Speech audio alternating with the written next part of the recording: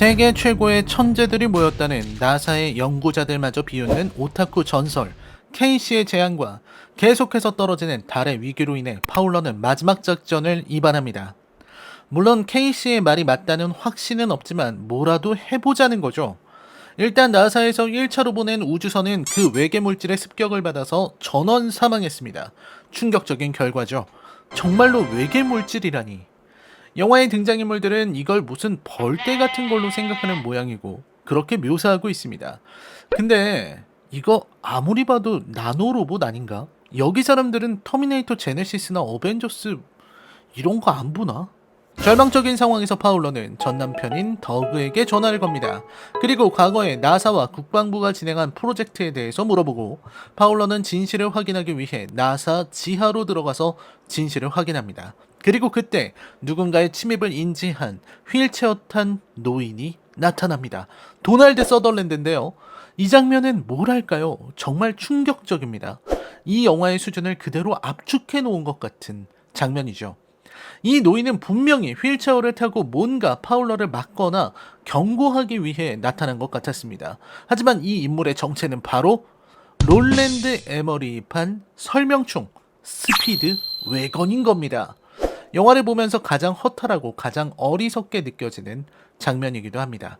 그간 나사가 외계 물질을 공격할 방법을 생각하고 EMP도 준비했지만 예산 문제로 실행하지 못했다는 것을 친절히 전부 설명하고는 그럼 난 이만 하면서 돌아서는 그 모습에 황망한 심정을 금할 수 없었습니다. 롤랜드 에머리의 작품이 전반적으로 만듦새가 떨어진다는 비판을 받고는 했지만 이번 작품은 그 정도가 심각해요. 그리고 마침내 어쨌든 우주로 향합니다. 네, 중국에서 빌려준 우주선에 더그의 도움을 받아서 얻은 EMP를 가지고 가는 겁니다. 중간에 우주선의 엔진이 하나 고장나는 위기가 있었지만 달의 중력의 도움으로 어떻게든 갈 수 있다고 합니다. 아참, 제가 이 영화는 과학을 말하는 영화지만 과학을 전혀 모르는 영화라고 말했던가요? 영화를 보는 내내 조금도 집중할 수 없게 만드는 뛰어난 고증이 우리를 감탄하게 합니다. 사실 인터스텔라 같은 영화도 과학적 오류를 많이 지적받았고 하물며 그래비티조차 고증 오류를 지적받았는데 아마 그분들도 문폴은 포기할 겁니다. 여기에서 나오는 과학적 오류를 정리하고 서술하다가 열받아서 다 때려칠 게 뻔하니까요. 그렇게 우주로 향한 일행은 위난의 바다로 갑니다. 중간에 스페이스X 덕분에 우주 급유를 할 수 있었다는 이야기가 나오고 영화는 계속해서 일론 머스크에 대한 찬사를 늘어놓습니다. 아니 대체 왜죠? 일론 머스크가 투자를 도왔나요? 이상한 일입니다. 분명히 PPL도 테슬라가 아니라 렉서스인데 감독이 개인적으로 일론 머스크랑 친분이 있는 건가? 아니면 캐릭터의 전사에 일론 머스크랑 관계된 뭔가가 있는 걸까요? 어쨌든 영화는 굉장히 부적절하고 부자연스럽고 억지스러운 순간에 케이시의 입으로 일론 머스크를 찬양하는 말을 2번이나 합니다. 케이시는 일론 머스크를 영웅으로 생각하고 있죠. 그리고 위난의 바다에서 이들은 외계 물질의 공격을 받습니다. 이때 이들의 작전은 외계 물질을 유도한 후 EMP를 터뜨려서 잡는다는 건데 우주에서 자유롭게 활동하는 그 외계 물질을 어떻게 잡을 것인가에 대한 전술 논의는 전혀 이루어지지 않았고 결국 다시 위기에 처합니다. 이때 이들은 외계 물질이 전자 물질의 전기 신호에만 반응한다는 걸 알아냅니다. 즉시 더그가 준 폭파 버튼이 달린 리모컨의 액정을 부수고 케이시의 스마트폰을 부수는 장면을 보여줍니다. 스마트폰을 벽에 두드린다고 바로 못 쓰게 되는 것도 웃기지만 지금 브라이언이 부순 리모컨은 나중에는 또 쓸 수 있게 됩니다. 뭐 아무튼 불을 다 끄고 나가니까 외계 물질은 반응하지 않고 이들은 가까스로 위난의 바다로 들어갑니다. 위난의 바다. 영화의 설정은 저 동그란 위난의 바다가 바로 달의 중심부로 향하는 통로라는 겁니다. 텅 비어 있다는 거죠. 헛웃음이 나오는 이야기이긴 하지만 그래도 이 영화의 황당함에 비하면 아무것도 아니죠. 그리고 이들은 마침내 위난의 바다로 내려갑니다. 달의 중심부로요. 저는 여기에서 고질라 대 콩의 이야기를 하고 싶습니다. 이 작품에서는 마찬가지로 유사과학이자 음모론이라고 할 수 있는 지구 공동설이 제기됩니다. 지구의 중앙이 텅 비어 있고 그 안에 고대의 신비로운 타이탄들이 살고 있으며 콩은 그곳의 지배자였다는 겁니다. 당연히 말도 안 되는 이야기지만 영화를 보는 이들은 대부분 그 장면에서 호평을 쏟아냈고 저 역시 인상적으로 보았습니다. 지구의 중심이 사실은 텅 비어 있다는 말이나 달이 외계인이 만든 인공 구조물이라는 말이나 크게 다를 건 없는데 왜 이런 온도차가 나는 걸까요? 그건 바로 장르적 차이 때문입니다. 고질라 대 콩 같은 크리처물을 보러 가는 이들, 일본식 특촬물에 기원을 둔 작품을 보러 가는 관객들은 과학을 보려는 게 아닙니다. 물리적으로야 이렇게 커다란 몸을 가진 동물들이 형체를 유지할 수 있을 리 만무하겠죠. 그게 아니라 그냥 판타지 대전을 보고 싶고 그걸로 스트레스를 풀고 싶다. 그런 기대치를 안고 영화관에 갑니다. 하지만 문폴은 달라요. 재난 영화는 적어도 과학적 사실에 기반을 둔 채로 영화적 표현과 상상력을 가미해야만 합니다. 왜냐면 우리는 있을 리 없는 괴수들의 싸움을 보러 가는 게 아니라 만약 벌어진다면 정말 무서울 현실의 재난을 기대하고 영화관에 가는 것이기 때문입니다. 많은 관객들이 달이 인공 구조물이라는 영화의 설정을 쉽게 받아들이지 못하는 이유이기도 합니다. 마침내 들어간 위난의 바다 중앙에는 거대한 인공 구조물이 존재했습니다. 문자 그대로 다이슨 구 형태를 지닌 구조물이죠. 그리고 중앙에서 빛나는 건 무려 백색 외성이라는 겁니다. 정말 엄청난 일이고 다이슨 구라는 말을 듣는 순간부터 백색 외성임을 짐작할 수 있게 만드는 식상한 일이기도 합니다. 모순적이게도요. 작은 별이 죽어서 만들어진 천체, 태양보다 훨씬 더 밀도가 높고 거의 영원에 가까운 시간 동안 빛과 열을 발산하는, 그러면서 차갑게 식어갈 천체. 그렇다면 사실상 지구는 엄청난 친구를 눈앞에 두고 있던 셈입니다. 그리고 그 안에는 얘의 그 외계 물질이 백색 외성을 감싸고 있다가 브라이언이 타고 있는 우주선에게 덤벼드는데, 갑작스레 달 내부의 건물에서 브라이언의 우주선을 도와서 우주선을 내부로 받아들이게 됩니다. 예, 당연히 우리 편의 외계인이겠죠? 하지만 브라이언이 만난 외계인의 정체는 더욱 황당한 것입니다. 사실 이들이 인류의 선조라는 거죠. 즉 우리의 기원은 이 달이고 이 달은 인류의 선조들이 먼 거리를 항해하기 위해서 만든 일종의 방주라는 말입니다. 그러니까 인류는 엄청나게 발전해서 이제는 다툼이 없어진 세계에서 살아가게 되었답니다. 저는 그 설명에서 빵 터졌어요. 다툼이 사라지고 갈등이 없어진 발전된 사회라니 무슨 초등학생들 동시에나 나올 법한 환상의 세계로군요. 게다가 그런 사회 발전이 어떻게 일어나게 되었는지에 대한 아무런 설명도 없습니다. 그냥 이 영화는 아무 생각 없이 그냥 말을 막 뱉어낼 뿐입니다. 근데 문제는 인간들이 만들어서는 안 될 걸 만들었답니다. 저는 여기에서부터 머리를 감싸 쥐어야만 했습니다. 제발 그만하라고 외치고 싶었죠. 맞습니다. 이들은 무려 인공지능을 만든 겁니다. 오 맙소사. 인공지능의 반란으로 인해 지구가 멸망하다니 너무나 신선해서 혀를 깨물고 싶은 심정입니다. 너무 발전한 인공지능은 인간을 자신보다 열등한 존재로 인식하고 전쟁을 시작했다는 겁니다. 와, 구글 듣고 있나요? 인공지능 그거 멈추라고요. 그만해. 이러다 다 죽어. 그리고 선조들은 멸망을 피하고 유전자를 넘기기 위해 적당한 구역을 향해 달을 날렸고, 다른 태양계를 발견, 적당한 골디락스 존에서 스스로 행성을 만들어 버렸으니 그것이 바로 지구입니다. 이후 달은 인간의 유전자와 생명의 신비를 지구로 가져와서 지구의 생명을, 인간을 싹 틔웠다는 겁니다. 그러니까 달이 곧 신이고 달이 곧 인류의 기원입니다. 과학? 그게 뭔데? 달이 전부야. 달에는 모든 비밀이 있다고. 공룡 그런 건 다 거짓이겠죠? 롤랜드 형, 왜 그건 말해주지 않았나요? 제발 정신을 차려. 놀랍게도 그토록 발전했다는 인류의 선조들은 무슨 고대 그리스 사람들처럼 옷을 입고 나노 로봇에 대항할 어떠한 장치도 마련해 두지 못한 채 무력하게 당했습니다.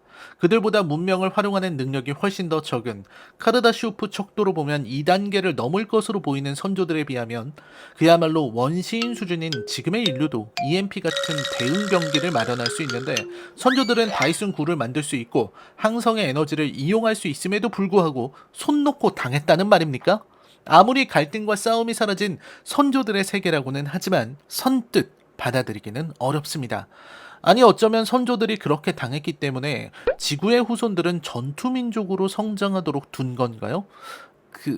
그렇다면 말은 되는 것 같은데? 아무튼 브라이언은 선조들이 남긴 착한 프로그램과 대화를 시작했습니다. 프로그램은 인간의 정신에 침투해서 반가운 사람 브라이언에게는 브라이언의 아들 소니의 모습으로 나타나서 이야기를 전달했습니다.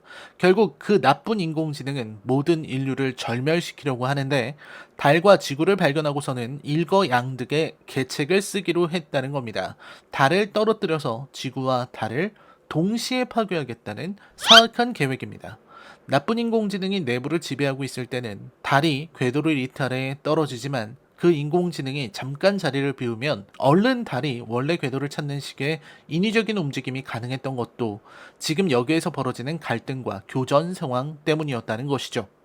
그리고 브라이언과 만난 파울러와 케이시는 이 착한 인공지능의 도움을 받아서 나쁜 인공지능 나노봇을 물리칠 계획을 세우게 되는 거죠. 물론 이 모든 과정이 모두 황당하게 진행되기 때문에 어이가 없다는 점은 변하지 않습니다.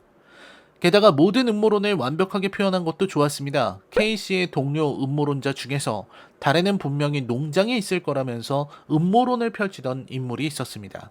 어떻게 다른 대륙에 있어야 할 작물이 있을 수 있겠냐면서 음모론을 펼쳤죠. 그런데 정말로 달에서는 농작물을 기르고 있었습니다. 그러니까 달은 우리의 부모 같은 거라는 겁니다. 보모? 그런 느낌입니다. 한편 지구에서는 소니가 습격자들을 피해 달리고 있습니다. 이 부분도 기가 막힙니다. 사람들은 불과 며칠 만에 무슨 포스트 아포칼립스 영화에 나올 법한 습격자들이 되었고, 다들 약탈을 하느라 여념이 없습니다. 그리고는 무슨 무지성의 좀비들처럼 소니와 일행을 보면 달려들고 약탈하려고 듭니다. 마침 만난 톰이 전설의 렉서스 차량을 빌려주고 또다시 아무런 의미 없는 추격전이 개시됩니다. 마치 반도의 추격전을 보는 것처럼 판타지 주행이 시작되는데, 여러모로 문폴은 반도를 닮았습니다. 하지만 반도의 모하비와 문폴의 렉서스는 비교가 되지 않죠. 적어도 반도는 모하비를 튼튼하고 잘 달리는 말도 안 되는 차량으로 표현하기는 했지만, 렉서스처럼 모든 위기를 다 극복하고도 흠집 하나 안 나는 인류의 결전병기로 그러지는 않았습니다. 반도와 문폴의 차이는 뭐랄까? 부끄러움을 아느냐 모르느냐의 차이? 물론 반도는 PPL이 아니라고 했지만요. 놀라운 장면은 렉서스가 미친듯이 달릴 수 있고 막 재난 상황에서도 분노의 질주처럼 차가 점프를 하는 게 아닙니다. 렉서스 공식 딜러로 활동해도 될 것 같은 톰이 적들이 다가오자 스피드를 올리자고 하면서 부스터 모드를 딸깍하고 넣는 장면과 렉서스가 포효하며 파괴된 지구를 해치면서 질주하는 장면은 어안이 벙벙합니다. 세상에, 이건 너무 심하잖아요. 이런 식으로 노골적인 마케팅을 하는 사람들이 어딨어. 이건 아니죠. 너무 렉서스를 띄워주니까 이제는 거부감이 생깁니다. 어느 정도냐면 렉서스에 대한 반감이 생기는 수준입니다. 저는 렉서스를 타본 적은 없지만 좋은 차라는 말은 많이 들었습니다. 그런데 이 영화를 보고 나서는 렉서스에 대한 막연한 거부감이 들고, 특히 하이스피드 모드를 켜는 장면에서는 비웃음이 나옵니다. 이대로면 렉서스는 그냥 조롱거리밖에 안 됩니다. 아니, 마케팅을 하실 때 영화 시나리오는 좀 보고 했어야죠. 그리고 롤랜드 에머리는 대체 무슨 생각으로 이런 장면을 넣었을까요? 그 엄청난 질주를 한 렉서스가 상처 하나 없는 상태로 트렁크가 열리자 불빛을 내는 모습에서 저는 고개를 저어야 했습니다. 그래, 렉서스가 짱입니다. 이제 만족하나요? 아무튼 영화는 막바지로 진행합니다. 결국 지구의 미 국방부는 핵을 쏘내 마내로 갈등을 합니다. 그리고 정말 말도 안 되는 장면. 핵미사일 발사를 위해 두 사람이 열쇠를 놓고 돌려야 하는데 더그가 돌리지 않는 거죠. 저는 이 장면에서 헛웃음을 지었습니다. 이 영화의 흐름 자체가 너무나 정직해서 그냥 앞을 예언할 수 있을 정도로 진행되는 거죠. 열쇠를 넣는 순간, 아, 저 파울러 전 남편은 안 넣겠구나 하고 바로 알 수 있거든요. 마침내 달은 지구와 충돌하기 시작했습니다. 그리고 이제부터는 따질 기력마저 없어집니다. 그래, 달이 지구와 부딪히고 오히려 지구가 달에게 대기를 빼앗기고 산소가 고갈되어서 숨을 못 쉬는 그런 상황이 벌어집니다. 고증이요? 과학이요? 그걸 어디서 찾으시는 거죠? 아무튼 브라이언 일행의 계획은 그야말로 무계획의 극치입니다. 작전은 앞에서 본 거랑 똑같아요. 좁은 곳으로 유인한 후에 EMP를 터뜨려서 무찌른다는 겁니다. 대신 달에 착한 인공지능이 만들어둔 무기들로 엄호 사격을 한다는 거죠. 놀랍게도 달에 있는 1시간 남짓한 시간 동안에 달의 인공지능은 브라이언이 타고 온 우주선을 말끔하게 수리하고 업그레이드도 해줬습니다. 와, 세상에. 진행이 시원시원하다 못해 어이가 없네요. 그리고 우리들의 K씨가 자신을 희생하고 EMP가 쾅 터지면서 해피엔딩입니다. 지구와 충돌했었던 달은 언제 그랬냐는 듯 다시 원래 궤도로 돌아갑니다. 그 사이 조수간만의 차라든지 뭐 엄청난 문제가 생겼겠지만 다들 웃으면서 끝납니다. 어쨌든 달은 원래대로 돌아갔고 자기들은 살았으니 잘 된 거라는 거죠. 롤랜드 에머리의 재난물 중에서 이렇게 밝게 끝나는 작품이 또 있었나 싶네요. 그리고 롤랜드 에머리는 마지막에 케이씨와 인공지능의 만남을 그리면서 도저히 수습 불가능한 후속작에 대한 여운을 남기며 끝냅니다. 저는 영화관을 나오면서 서둘러 도망쳤습니다. 이곳에서 단 1초도 더 있기 싫다는 심정으로 달아나야만 했습니다. 물론 다른 관객들도 썰물처럼 빠져나가더군요. 몸폴은 최악의 경험이었습니다. 무엇보다 끝날 듯 끝나지 않는 장면들, 미칠 듯한 PPL과 중국 사랑과 일론 머스크 사랑만 해도 괴로운데 설정도 엉터리고 과학도 없고 멍청한 장면들로 점철해 있습니다. 얼마나 황당하면 저 영화에 나오는 사람들은 뇌가 없나? 싶은 생각이 들 정도입니다. 거기에 재난 상황도 그냥 판타지라는 느낌이 들기 때문에 그렇구나. 부서지는군. 와, 다리다. 이 정도의 무감정한 반응밖에 보일 수 없습니다. 솔직히 말해서 이걸 보느니 지오스톰을 물론 그것도 보기 괴로운 영화지만 이것보다 괴롭지는 않을 겁니다. 이터널스요. 이터널스는 박진감 넘치는 흥미진진한 영화였어요. 그 어떤 지루한 영화를 가져와도 문폴만큼 지루하지는 않을 겁니다. 이 모든 것이 과학을 무시하고 음모론을 좋아하고 영화를 온통 클리셰로만 만드는 롤랜드 에머리가 중국 자본과 만나면서 벌어진 참극입니다. 달이 떨어지는 걸 보러 간 사람들의 머리는 혼란해지고 저는 아직도 제가 무슨 영화를 보고 왔는지 모르겠습니다. 저에게 한 가지 잘못이 있다면 여러분에게 서둘러서 이 영화에 대해서 말씀드리지 못했다는 겁니다. 제가 제 직무에 소홀했군요. 문포를 보신 모든 분들께 심심한 위로의 말씀을 드립니다. 그래도 재미있게 보신 분들이 있으시다면 존경의 마음을 품습니다. 저도 언젠가는 세상을 그렇게 아름답게 모든 것을 긍정하며 재난 영화라고 뻥치고 판타지를 늘어놓고 유사과학을 대놓고 나사에서 발설하면서 렉서스 만세 사랑해요 우리의 중국을 외치는 이 정신나간 영화마저 감싸느니 차라리 제가 이 영화판을 떠나는 게 빠르겠네요. 저는 도저히 이 영화를 용서할 수가 없거든요. 기억할 겁니다. 문폴의 일을. 그리고 앞으로도 철저히 롤랜드 에머리는 문폴의 감독이라는 걸 계속해서 지적하겠습니다. 재난 영화를 만들라고 했더니 관객들을 재난 상황으로 밀어붙여요? 롤랜드 에머리 잊지 않겠다. 2시간을 7시간으로 느끼게 만드는 마법의 영화. 문폴에 대한 제 평점은 10점 만점에 2점입니다. 배우들의 연기를 말할 수준도 안 되는 작품입니다. 다만 케이씨를 연기한 존 브래들리는 정말 대단했다고 생각합니다.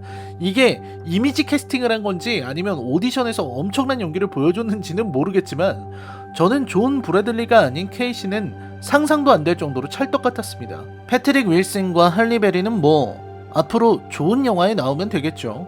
문폴 배우로 기억될 수는 없잖아요. 라이너의 컬처쇼크 영화 리뷰는 계속됩니다. 시청해주셔서 감사합니다.